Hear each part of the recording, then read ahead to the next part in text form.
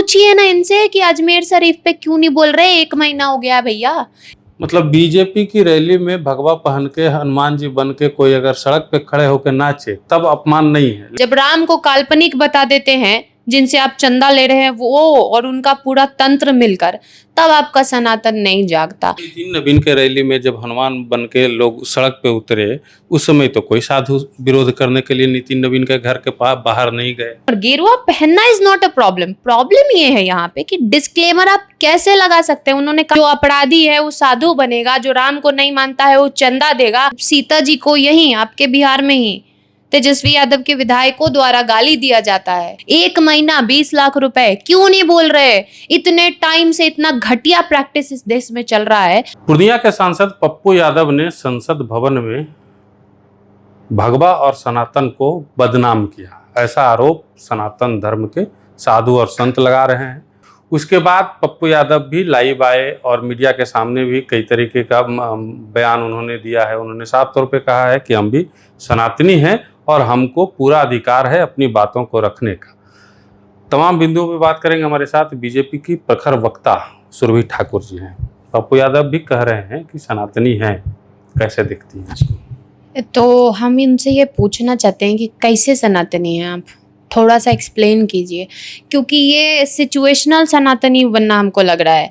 क्योंकि जब राम मंदिर को फालतू थॉट बताया जाता है, जब सीता जी को यहीं आपके बिहार में ही तेजस्वी यादव के विधायकों द्वारा गाली दिया जाता है, कई कई प्रकार की गालियां दी जाती हैं, तब आपका सनातन नहीं जागता। जब राम को काल्पनिक बता देते हैं जिनसे आप चंदा ले रहे हैं वो और उनका पूरा तंत्र मिलकर, तब आपका सनातन नहीं जागता। ऐसी कई चीजें हो जाती हैं जब आपका सनातन नहीं जागता। लेकिन अब जब आपको एक ड्रामा करना है, अपने लिए अटेंशन गेन करना है, तब आपका सनातन जाग रहा है। कहीं ना कहीं राम मंदिर में जो चंदा चोरी हुई है उसी को तो उजागर करना चाह रहे हैं पप्पू यादव। एक बात हमको बताइए, पूरा सनातनी चाहता है। इस देश का कौन सा ऐसा व्यक्ति है, व्यक्ति छोड़िए, कौन सा ऐसा बच्चा है जो इस प्रकरण को नहीं जान रहा है?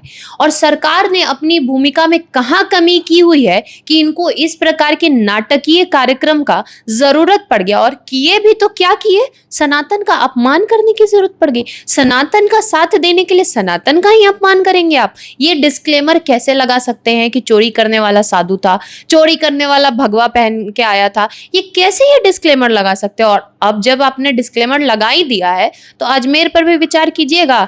वहां जो 20 लाख का चोरी हुआ है वो चोरी नहीं है। बनिए तो मौलवी, करिए तो ऐसा ही नाटक, नहीं कीजिएगा ना। तो अगर वहां पे आपको गरिमा याद रहती है तो सनातन और राम के मुद्दे पे भी आपको गरिमा याद रखनी पड़ेगी। नहीं रखिएगा तो याद करा दिया जाएगा। गेरुआ पहन लेना कौन सा नाटक हो गया? गेरुआ तो हिंदू धर्म में कोई भी पहन सकता है, इसमें नाटक कहाँ है? तो फिर तो वही बात हो गया था। तो कोई भी कल जाके पार्लियामेंट में नाचेगा, फिर कोई भी पार्लियामेंट में भी कोई भी भाषा बोलेगा। देखिए, गरिमा होती है, उसको समझने की जरूरत है। नॉट जस्ट गेरुआ पहन लेना, ठीक है? आप एक सांसद है, आप अपने लोकतंत्र के मंदिर में, आपका कर्म का मंदिर है वो, वहां पर जा रहे हैं, तो आप गरिमा रखिएगा ना। और ये डिस्क्लेमर, गेरुआ पहनना is not a problem. Problem ये है यहाँ पे कि डिस्क्लेमर आप कैसे लगा सकते हैं। उन्होंने कहा ना कि भगवा पहन के चोरी करता है, सब भगवा पहन के चंदा चुरा लेता है, साधु बन के चंदा चुरा लेता है, तो हम काहे नहीं कर सकते? आपको कैसे पता है कि साधु बन के किसी ने चंदा चुरा लिया या भगवा ही पहन के चंदा चुरा लिया? प्रॉब्लम ये है भैया, प्रॉब्लम ये नहीं है कि आप सनातनी हैं, घर में घनघोर अपराधी हैं, घर के बाहर सनातनी हैं, या जो भी हैं, वो हमारा कंसर्न नहीं है, वो हमारा प्रॉब्लम नहीं है। प्रॉब्लम सिर्फ इतनी सी है कि ये डिस्क्लेमर क्यों? इस डिस्क्लेमर को हटाइए, माफी मांगिए, और माफी तो मांगना पड़ेगा।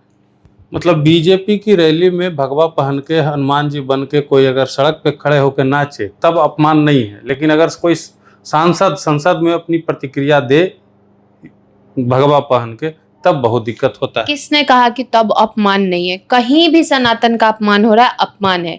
किसी के द्वारा हो रहा है, अपमान है, ठीक है? कहीं भी किसी भी जगह पर हो रहा है, चाहे वो किसी गली में खड़े होकर कोई सनातन का अपमान कर दे या लोकतंत्र के मंदिर से करे, अपमान सनातन का जहां होगा वहां सनातनी बोलेंगे, और कोई कंपैरिजन नहीं है, ठीक है? नितिन नवीन के रैली में जब हनुमान बन के लोग सड़क पे उतरे उस समय तो कोई साधु विरोध करने के लिए नितिन नवीन के घर के पास बाहर नहीं गए। देखिए दोनों दो घटनाक्रम है। हमको ये समझ में नहीं आ रहा कि आप इन दोनों को कंपेयर कैसे कर रहे हैं। विपक्ष कर रहा है।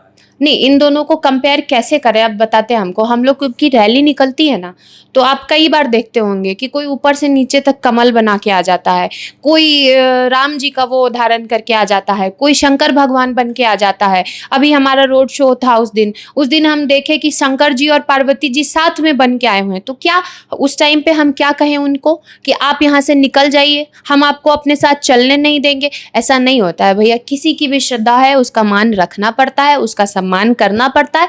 और ये कोई प्लान्ड नहीं होता है। जैसे इन्होंने प्लान करके पूरे घटनाक्रम को इन लोगों ने बैठ के डिस्कस किया होगा, भूमिकाएं तय की होंगी कि जो अपराधी है वो साधु बनेगा, जो राम को नहीं मानता है वो चंदा देगा, जिसका पूरा परिवार कार सेवकों का हत्यारा है वो पीछे बैठ के मुस्काएगा। ये सारी भूमिका तय करके इन लोगों ने की।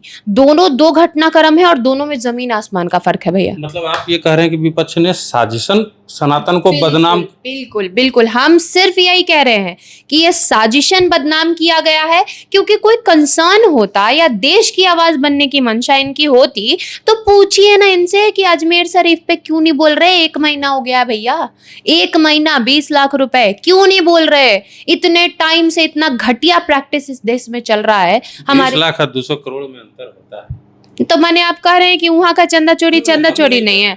हम तो कह रहे हैं 200 करोड़ के लिए भी आवाज उठाइए और 20 लाख के लिए भी आवाज उठाइए, 200 रुपया भी हो उसके लिए भी आवाज उठाइए। देखिए न्याय का कोई परिभाषा नहीं होता है। 2 रुपया का भी गलत हुआ है तो गलत ही हुआ है, 200 करोड़ का गलत हुआ है तो गलत ही हुआ है। उसमें आप अंतर नहीं कर सकते, गलत गलत होता है। तो ये सिचुएशनल और ये जानबूझ के टारगेटेड चीज करना ये तो गलत ही है ना। और आप हमको किसी चीज से प्रॉब्लम नहीं है, हमको सिर्फ इस चीज से प्रॉब्लम है कि ये डिस्क्लेमर इन्होंने किस हैसियत से लगाई कि भगवा ही धारी चोरी करते हैं और साधु ही चोरी करता है। ये डिस्क्लेमर इनको हटाना पड़ेगा। पिछले दिनों एक ऐसा भी दौर आया था देश में जब भगवा आतंकवाद को हवा दिया गया था। वो भी कहीं ना कहीं एक साजिश थी। पूर्व में जो अधिकारी थे गृह मंत्रालय के, उनका भी एक बयान आया था इसको लेकर के, एक पॉडकास्ट में उनको कहा था।